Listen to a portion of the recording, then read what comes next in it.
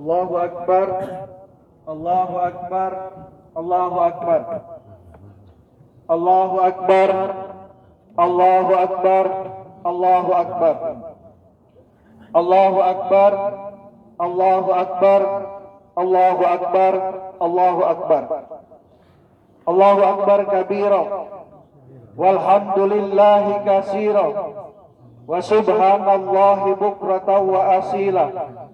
La ilaha illallah wallahu akbar. Allahu akbar walillahil hamd. Alhamdulillah, alhamdulillahilladzi khalaqal insan wa 'allamahul bayan.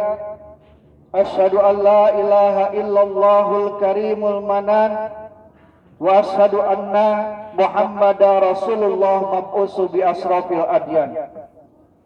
Allahumma shalli ala Muhammad wa ala alihi wa sahbihi ajmain, amma ba'du. Ya ibadallah, usikum wa iyaya bittaqwallah faqad fazal muttaqun. Qala Allah Ta'ala fil Qur'anil Karim, a'udzu billahi minasyaitonir rajim. Walau anna ahlal qura amanu wattaqau la fatahna alaihim barakatim minas sama'i wal ard. Hadirin sidang Id yang dimuliakan Allah, tahun demi tahun, Ramadan demi Ramadan, Idul Fitri demi Idul Fitri senantiasa terus kita lalui. Jadi waktu tidak terasa terus berlalu, silih berganti datang menghampiri, tanpa disadari tak pernah berhenti, terus mendekati, terus mengikuti, terus membututi hingga kita mati. Nah, bicara tentang waktu dan kematian, Allah Subhanahu wa Ta'ala berfirman, wal asri, demi waktu, innal insana lafi husrin, sesungguhnya manusia ada dalam kerugian. Pertanyaannya, kenapa Allah Subhanahu wa Ta'ala mengatakan bahwa manusia itu ada dalam kerugian? Maka jawabannya, karena pada dasarnya manusia itu, termasuk kita semua yang hadir di sini, ini adalah calon-calon penghuni neraka. Maaf, ini bukan perkataan pribadi, tapi ini firman Tuhan, perkataan Allah Subhanahu wa Ta'ala dalam Al-Qur'anul Karim. Ya ayyuhan nas, wahai umat manusia, kata Allah, wattaqun nar, jaga diri kalian dari siksa api neraka. Waquduhan nas wal hijarah, karena neraka itu bahan bakarnya adalah manusia dan batu. Jadi ini bukan perkataan pribadi, tapi ini firman Tuhan, perkataan Allah Subhanahu wa Ta'ala.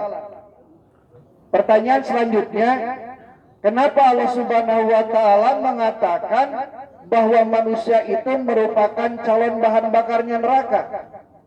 Maka jawabannya, karena manusia itu bukan malaikat yang hidupnya bersih dari dosa, tapi manusia itu adalah makhluk yang dalam hidupnya pasti akan melakukan perbuatan-perbuatan dosa. Al-insanu makhluk hatawanisya, manusia tempatnya dosa dan kesalahan. Maka manusia itu jangankan bertahun-tahun, jangankan berbulan-bulan, jangankan berminggu-minggu, bahkan dalam satu hari saja hampir bisa dipastikan bahwa manusia itu tidak akan bisa luput dari berbuat dosa. Dosa kata-kata, dosa telinga, dosa mata, dosa rasa, dosa raga, dosa harta, dosa kepada sesama manusia, terutama kepada ibu bapak, kepada keluarga, kepada tetangga, kepada rekan kerja, dan kepada manusia lainnya senantiasa ada dalam diri manusia. Jadi dosa manusia itu sangat-sangat banyak sekali, saking banyaknya sampai-sampai Rasul bersabda, innahu la yudhilu ahadal jannah amaluhu. Tidak ada manusia yang bisa masuk surga karena amalnya, kata Rasul. Kenapa? Karena kalau mau hitung-hitungan amal dan dosa, maka manusia itu tetap akan lebih banyak dosanya daripada amalnya. Maka kata Rasul, yang menyelamatkan manusia itu bukan amalnya, tapi illa ayyatagomadaniyallahu bimaghfirati wa rahmah, kecuali jika Allah memberikan rahmatnya dan ampunannya. Jadi yang menyelamatkan manusia itu bukan rahmatnya, tapi ampunan Allah, rahmat Allah, kanyaah Allah, sabab lamun dek hitung-hitungan mah tetap bakal loba kene dosana daripada amalna. Maka kata Allah, wal asri, demi waktu. Kenapa Allah Subhanahu wa taala berfirman demi waktu? Karena semakin bertambahnya waktu, semakin bertambahnya usia, bisa dipastikan bahwa manusia itu akan semakin bertambah dosa-dosanya. Maka Allah Subhanahu wa taala berfirman lagi, innal insana lafi husnin, sesungguhnya manusia ada dalam kerugian. Innal insana lafi husnin, sesungguhnya manusia ada dalam kerugian. Allahu akbar, Allahu akbar, Allahu akbar, walillahil hamd. Innal insana lafi husnin, sesungguhnya manusia ada dalam kerugian. Pertanyaannya, Allah Subhanahu wa taala mengatakan bahwa manusia itu ada dalam kerugian. Nah, sekalipun manusia dikatakan ada dalam kerugian, tapi tidak semua manusia merugi. Ada manusia-manusia yang akan mendapatkan keberuntungan. Mereka dikatakan beruntung karena hanya dengan bermodalkan ibadah dan ketaatan di dunia yang hanya sebentar ini, yang hanya sesaat ini, namun akan mendapatkan keuntungan yang sangat besar, keuntungan yang berlipat ganda, keuntungan yang tiada terhingga dan tiada tara, yaitu akan mendapatkan jannatu adnin tajri min tahtihal anhar, akan mendapatkan kenikmatan dan keindahan surga yang mengalir berbagai sungai-sungai di bawahnya. Di dalam surga ada sungai yang mengalirkan air madu, ada sungai yang mengalirkan air susu, ada sungai yang mengalirkan air homer. Laki-laki penghuni surga akan dipasangkan dengan bidadari surga yang sangat cantik jelita.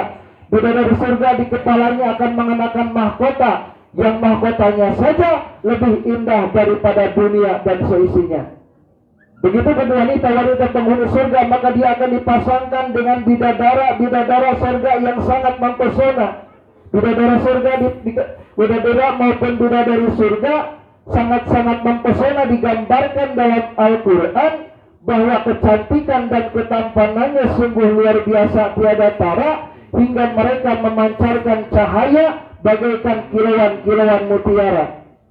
Sehingga ditegaskan lagi dalam hadis bahwa kenikmatan dan keindahan surga adalah suatu kenikmatan dan keindahan yang tidak akan pernah terbersit dalam hati dan tidak akan pernah terpikir oleh logika akal manusia. Khalidina fiha abada, dan mereka semua hidup bahagia kekal abadi untuk selama-lamanya. Pertanyaannya, siapakah manusia yang beruntung ini yang akan mendapatkan kenikmatan dan keindahan surga? Apakah kita semua bisa digolongkan ke dalam golongan orang-orang yang beruntung yang akan mendapatkan kenikmatan dan keindahan surga? Maka jawabannya, asalkan kita mau, maka demi Allah kita semua akan dimasukkan ke dalam surganya Allah Subhanahu wa taala, asalkan kita mau. Lalu apakah ada umat Islam yang tidak mau ke surga? Jawabannya sangat-sangat banyak sekali, bahkan jauh lebih banyak daripada umat Islam yang mau ke surga.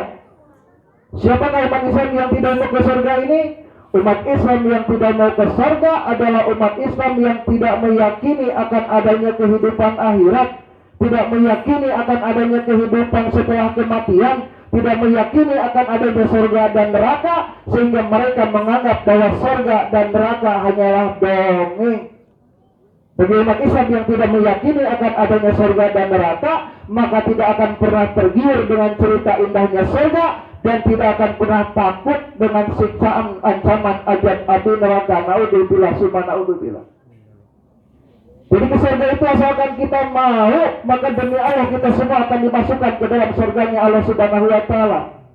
Walaupun memang kebanyakan harus ke neraka dulu. Kenapa? Karena harus dibersihkan dari dosa-dosanya. Tapi ketika dosa-dosanya sudah dibalas, sudah bersih, maka akan diangkat dari neraka dan akan dimasukkan ke dalam surganya Allah Subhanahu wa taala. Dan ini berlaku bagi umat Islam yang mau.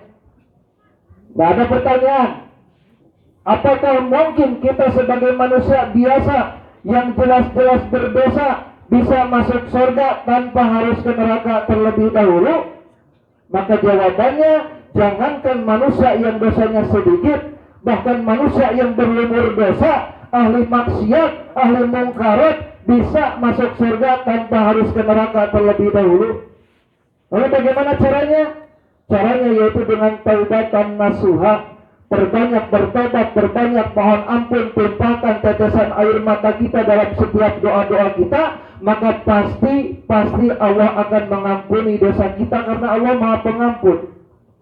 Di dalam hadis qudsi Allah berfirman, ya ibna Adam, lau balagat dunubuka ananas samai, wahai anak Adam, seandainya dosa kalian membumbung hingga setinggi langit, lau ataitani bi qurabil ardi hotaya, seandainya dosa kalian menumpuk hingga sepenuh bumi, summa stakbartani, bertulah asalkan kalian bertobat memohon ampun padaku, pasti akan aku ampuni, kata Allah. Summa lakitani la tusriku bisai'a, asalkan kalian tidak berbuat syirik, menyekutukan aku dengan sesuatu apapun. Apa syirik itu? Syirik itu suka meminta kepada Allah, menyembah kepada Allah dengan cara-cara yang tidak sesuai dengan tuntunan Allah. Meminta kepada Allah lewat kuburan, lewat arwah-arwah yang sudah meninggal, lewat para nawa, lewat orang pintar. Meminta kepada Allah dengan benda-benda keramat, air keramat, isim keramat, keris keramat, dan sebagainya. Ini adalah dosa yang paling besar, saking besarnya tidak diampuni oleh Allah Subhanahu wa ta'ala. Allah berfirman, innallaha la yaghfiru ayyushraka bihi wa yaghfiru ma duna dzalika liman yasha. Sesungguhnya Allah tidak akan mengampuni dosa syirik, dan Allah akan mengampuni dosa selain itu bagi siapa yang dikehendakinya. Dosa sebesar apapun, dosa sebanyak apapun, pasti akan Allah ampuni, asalkan jangan dosa syirik, dan asalkan kita bertobat dengan sungguh-sungguh, maka pasti Allah akan mengampuni dosa kita. Dan ketika Allah Subhanahu wa ta'ala sudah mengampuni dosa kita, maka neraka sudah tidak punya hak lagi untuk menyiksa kita, membersihkan dosa-dosa kita. Sudah tidak ada yang perlu dibersihkan lagi jika Allah Subhanahu wa ta'ala sudah mengampuni dosa-dosa kita. Maka doa yang paling utama itu bukan doa minta rezeki, Bu. Rezeki itu tidak diberi pun Allah, tidak diminta pun Allah beri. Tidak ada manusia yang lahir ke dunia ini tanpa rezekinya. Semuanya diberikan rezekinya, semuanya diberikan makanan, semua diberikan pakaian, semua dicukupi kebutuhan. Maka doa yang paling utama itu bukan doa minta rezeki, tapi doa minta ampunan Allah Subhanahu wa ta'ala. Karena Allah Maha Pengampun, tapi tentu tidak mungkin Allah Subhanahu wa ta'ala serta-merta memberikan ampunan jika umatnya, hambanya tidak meminta ampunan. Jadi sekalipun Allah Maha Pengampun, tapi mustahil Allah Subhanahu wa ta'ala memberikan ampunan jika kita tidak meminta ampunan Allah Subhanahu wa ta'ala. Maka perbanyak bertobat, perbanyak mohon ampun. Mudah-mudahan kita semua bisa mati dalam keadaan dosa-dosa sudah diampuni oleh Allah Subhanahu wa ta'ala. Hadirin sidang Id yang dirahmati Allah, perlu hati tegaskan bahwa surga itu bukan untuk para ustadz, surga bukan untuk para ulama, surga bukan untuk orang yang banyak amal, surga bukan untuk orang yang banyak ilmu, tapi surga itu adalah untuk orang-orang yang mendapatkan rahmat dan ampunan Allah Subhanahu wa ta'ala. Dan ini ditegaskan dalam dua riwayat hadis yang sangat populer.